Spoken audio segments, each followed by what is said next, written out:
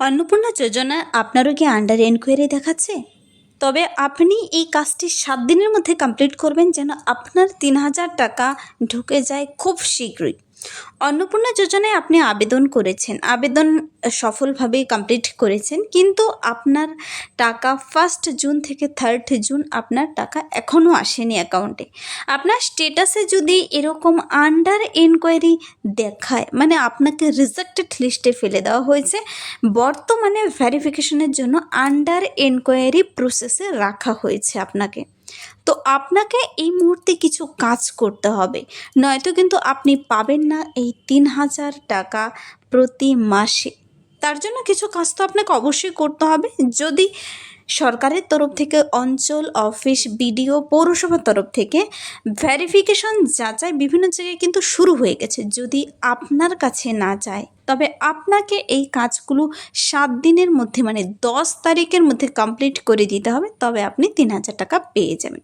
তো সেখানে কি কি করতে হবে তা নিয়ে আজকের ইম্পর্টেন্ট আপডেট, এন্ড অবধি দেখবেন। চ্যানেলে নতুন হয়ে থাকলে চ্যানেলটিকে সাবস্ক্রাইব করে রাখবেন এরকম প্রতিনিয়ত ইম্পর্টেন্ট আপডেট সবার আগে পেতে। তো আজকের যে ইম্পর্ট্যান্ট আপডেটটি হলো তা হলো অ্যাপ্লিকেশন সাবমিটেড হয়ে গেছে। Family level data collection form আপনার সম্পূর্ণ ঠিক আছে, আপনি সাবমিটেড করে দিয়েছেন। তারপর যে 2-3টে কাগজ আপনাকে দিয়েছে, আপনি প্রথমত সেই কাগজটি মিলিয়ে দেখবেন সমস্ত ডেটা আপনি সঠিকভাবে পূরণ করেছেন কি না, সেখানে কোথাও ভুল নেই তো। কেন কি আমাদের কিন্তু এই সরকারের তরফ থেকে যে ফ্যামিলি লেভেল ডেটা কালেকশন হয়েছে, সেখানে যদি ভুল থেকে থাকে কিংবা ব্যাংকের কোনো সমস্যা থেকে থাকে, তবে আপনি টাকা সেখান থেকে পাচ্ছেন না। তার জন্য সেই কাজগুলো আপনাকে আগে ঠিক করে নিতে হবে। কিন্তু বর্তমানে যে সমস্যা দেখিয়েছে তা হলো, যাদের রিজেক্টেড ছিল তাদের আন্ডার এনকোয়ারিতে রাখা হয়েছে। আপনাকে এক্ষুনি করে নিতে হবে একটি কাজ, তা হলো আপনাকে নিজের হাতে একটি অ্যাপ্লিকেশন লিখতে হবে। কিন্তু সেই অ্যাপ্লিকেশনে আপনি কি কি লিখবেন যার ফলে আপনি টাকাটি পেতে পারেন, সাথে কি কি ডকুমেন্টস জমা করবেন, বিভিন্ন পৌরসভা বিডিওর তরফ থেকে কিন্তু তা জানিয়ে দিয়েছে, আর তার জানকারি আমি আপনাকে দিতে চলেছি। তো সেই অ্যাপ্লিকেশন ফর্ম আপনি খাতা কলম নিয়ে এক্ষুনি বসে যান, আমি দেখিয়ে দিচ্ছি অ্যাপ্লিকেশন ফর্মে আপনি কি লিখবেন। চলুন দেখিয়ে দিচ্ছি। এই যে অ্যাপ্লিকেশন ফর্মটি দেখতে পাচ্ছেন, এই অ্যাপ্লিকেশন ফর্মটি কিন্তু আপনাকে সাবমিট করতে হবে বিডিওতে গিয়ে। যদি আপনি গ্রামাঞ্চল থেকে হয়ে থাকেন বিডিওতে, কিংবা অঞ্চলে গিয়ে, পৌরসভা থেকে হয়ে থাকলে এসডিওতে গিয়ে জমা করবেন, আর সাথে কিছু ডকুমেন্টস জমা করলে আপনার কিন্তু ভেরিফিকেশনের জায়গাটি ঠিক হয়ে যাবে আর আপনি টাকা পেয়ে যাবেন। এটা কিন্তু লাস্ট চান্স আপনাদের জন্য। কেন কি এখানে অলরেডি আপনাকে রিজেক্টেডে রাখা হয়েছে, তার জন্য আপনাকে আবেদন করতে হবে, সুন্দর করে অ্যাপ্লিকেশন ফর্ম ভরতে হবে। দেখুন আমি এখানে বলে দিচ্ছি, প্রথমেই লিখবেন টু দি বিডিও, পশ্চিমবঙ্গ সরকারের অন্নপূর্ণা ভাণ্ডার অনুমোদন করার আবেদনপত্র। তারপর লিখবেন মহাশয়, এটা হলো সাবজেক্ট বিষয়। লিখবেন যে আমার বিনীত নিবেদন এই যে, এখানে লিখবেন আপনি আপনার নাম যা হয়। তো আমি লিখে দিলাম রুমা দাস। তো লিখবেন আমার বিনীত, বাংলা ফর্ম বাংলায় আপনি চেষ্টা করবেন সম্পূর্ণ পূরণ করার জন্য। আমার বিনীত নিবেদন এই যে, আমি রুমা দাস, আমার স্বামী, যেহেতু অন্নপূর্ণা ভাণ্ডার পাচ্ছেন 25+, তো এখানে পিতা হবে না, স্বামীই হবে। এখানে আপনি আপনার স্বামীর নাম লিখবেন। আর যদি কেউ মেয়েরা থেকে থাকে, তো সে ক্ষেত্রে কিন্তু পিতার নাম দিতে পারে, অবিবাহিত মেয়ে হলে।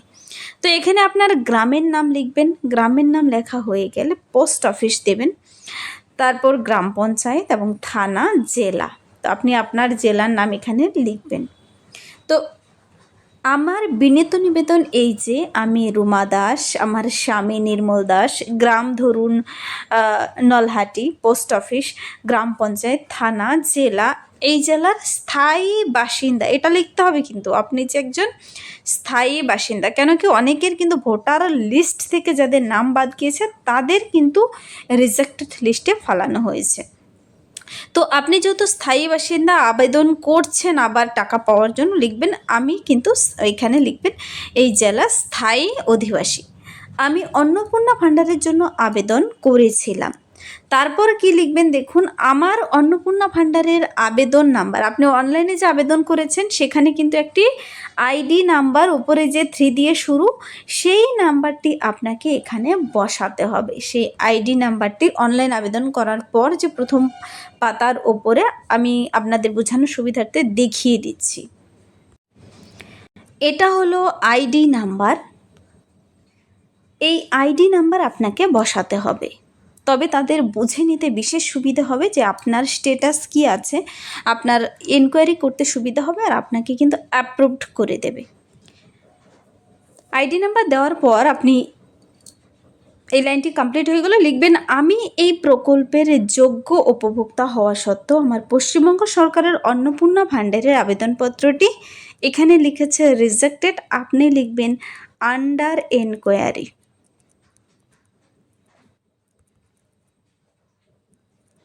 লিখবেন আমার আবেদনপত্রটি আন্ডার এনকোয়ারিতে রাখা হয়েছে, অন্নপূর্ণা যোজনার মানে অন্নপূর্ণা ভাণ্ডারের কোনো টাকা পাইনি।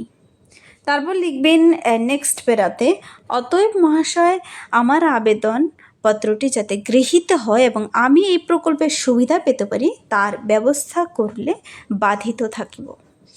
তারপর নিচে নিবেদনান্তে ইতি এখানে লিখে এখানে আপনি আপনার নাম লিখবেন, ডেট প্লেস দেবেন। সাথে দেখুন এই ফর্মটি তো পূরণ হয়ে গেল, এই ফর্মটি কিন্তু একটি জেলা থেকেই বেরিয়ে এসেছে, দক্ষিণ চব্বিশ পরগনা জেলা থেকে, সেখানকার কিন্তু ভিডিওর তরফ থেকে।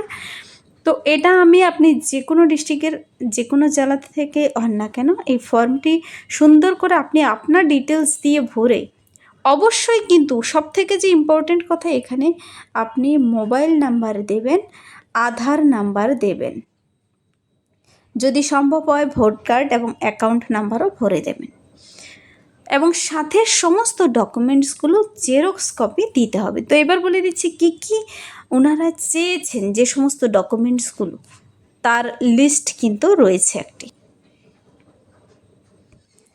দেখুন এখানে যে সমস্ত ডকুমেন্টসগুলো সাথে দিতে হবে এই অ্যাপ্লিকেশন ফর্মের সঙ্গে, জেরক্স কপি জমা দিতে বলেছে, কিন্তু জেরক্স কপি দেবেন, কেউ অরিজিনাল দেবেন না। এপিক এবং আধার মানে হেড অফ দ্য ফ্যামিলির এপিক মানে ভোট কার্ড, আধার কার্ডের জেরক্স কপি, আর যে আবেদন করেছেন অন্নপূর্ণা যোজনার অ্যাপ্লিকেন্টের কিন্তু ভোট কার্ড, আধার কার্ডের জেরক্স কপি। আপনি যে অনলাইন আবেদন করেছেন সেই প্রথম পাতার জেরক্স কপি অবশ্যই দেবেন। যদি আপনার নাম ভোটার লিস্ট থেকে বাদ হয়ে যায় তবে কিন্তু সেই ট্রাইব্যুনালে যদি আবেদন করে থাকেন, সিএএ এর জন্য আবেদন করে থাকেন, তবে তার ডকুমেন্টস দিতে হবে। ফার্স্ট পেজ অফ অ্যাপ্লিকেশন ফর্মের ফার্স্ট পেজ দিতে হবে। আর অবশ্যই আবেদনটি করার সময় মোবাইল নাম্বার, ইমেল আইডি যদি থাকে মোবাইল নাম্বার অবশ্যই দেবেন, এবং আধার কার্ডের নাম্বারটি লিখে দেবেন।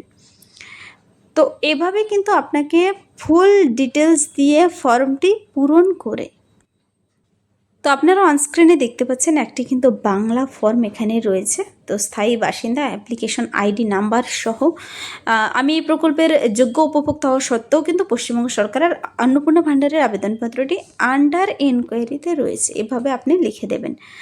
অতএব মহাশয়ে আমার আবেদনপত্রটি যাতে গৃহীত হয়, আমি এই প্রকল্পের সুবিধা পেতে পারি তার ব্যবস্থা করলে বাধিত থাকবে। আধার নাম্বার, মোবাইল নাম্বার এভাবে দিয়ে সুন্দর করে লিখে নিচে সিগনেচার করে কিন্তু জমা করে দেবেন।